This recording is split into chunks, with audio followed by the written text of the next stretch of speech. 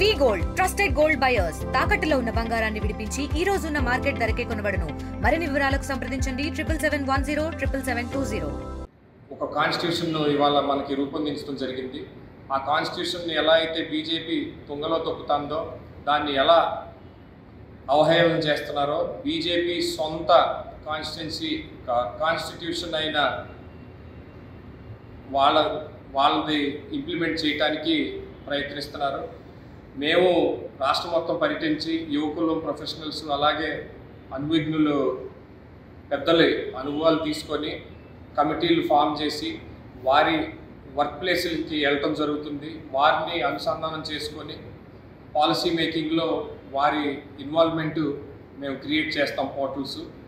అయితే ప్రొఫెషనల్ కాంగ్రెస్ తరఫున ప్రస్తుతానికి ఆల్రెడీ ప్రవీణ్ చక్రవర్తి గారు, ఆల్ ఇండియా కాంగ్రెస్, ఆయన ఒక బ్యాంకర్.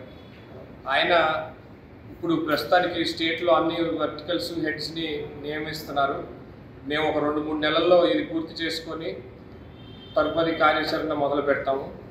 అయితే ఇవాళ ప్రస్తుతానికి మనకు వచ్చిన local state issues few things ప్రస్తావించడానికి సూపర్ 6 ఏదైతే కూటమి ప్రభుత్వం అధికారంలో రావడానికి హామీలు ఇచ్చారో వాటి సూపర్ 6 ఎలకేషన్ బడ్జెట్లో ఇంకా క్లారిటీ రాలేదు.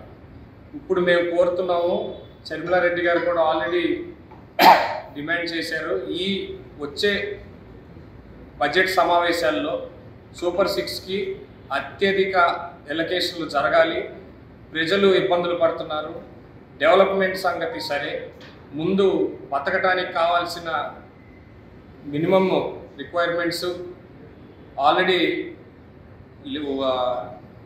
మహిళల మీద ఇప్పుడు ప్రస్తుతం దాడులు పెరిగినాయి. మన డిప్యూటీ సీఎం పవన్ కళ్యాణ్ గారు సనాతన ధర్మం పరిరక్షణ అని చెప్పి గుళ్ళు గోపురాలు తిరుగుతున్నారు, అంతా బాగానే ఉంది. కొద్దిగా కూటమిలో చర్చించి మాకు ముఖ్యంగా ఇమీడియట్గా కావాల్సినవి ఎలకేట్ చేయించమని మేము కోరుతున్నాము. డబుల్ ఇంజన్ సర్కార్ అంటున్నారు. ట్రిపుల్ ఇంజన్ లాంటిది మన ఆంధ్రప్రదేశ్ సర్కారు, కానీ రాష్ట్రానికి ఏమీ ఒరిగిందేమీ లేదనేది కాంగ్రెస్ పార్టీ తరఫున భావిస్తున్నాము.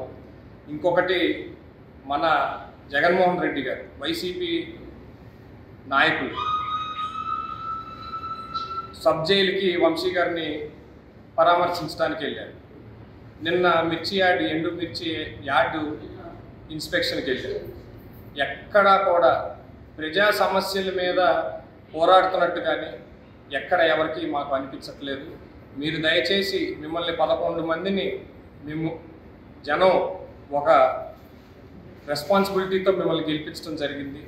దయచేసి మీరు అసెంబ్లీకి వెళ్ళి ఈ రైతుల బలవ మరణాలు, మహిళల మీద జరుగుతున్న అకృత్యాలు, అలాగే రేపు సూపర్ 6కి గాను ఇంపార్టెంట్ ఎలకేషన్లు మీ మీద మీరు ప్రస్తావించాలని మేము కోరుకుంటున్నాం. కానీ సినిమా డైలాగులు, సప్త సముద్రాలు, బట్టలు ఇప్పకి ఇలాంటి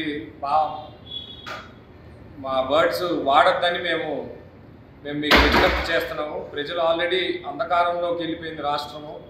ఇప్పటికైనా కానీ కొద్దిగా బాధ్యతతో వ్యవహరించి, మీరు ఇప్పుడు 8-9 నెలలు అయింది, మీరు ఒక 15 లక్షల రూపాయల ప్రజాధనాన్ని శాలరీగా తీసుకున్నారు. దాని జవాబుదారీతనం కానీ రెస్పాన్సిబిలిటీ కానీ వహిస్తారని మేము కోరుకుంటూ, నాకు అవకాశం ఇచ్చినందుకు పెద్దలందరూ నాకు సహకరిస్తున్నందుకు అందరికీ మనస్ఫూర్తిగా థ్యాంక్స్ చెప్తాను. మరిన్ని వీడియోస్ కోసం ఛానల్ ని సబ్స్క్రైబ్ చేయండి. లేటెస్ట్ అప్డేట్స్ కోసం వాట్సాప్ ఛానల్ ని ఫాలో అవ్వండి. ఆ లింక్ డిస్క్రిప్షన్ లో ఉంది.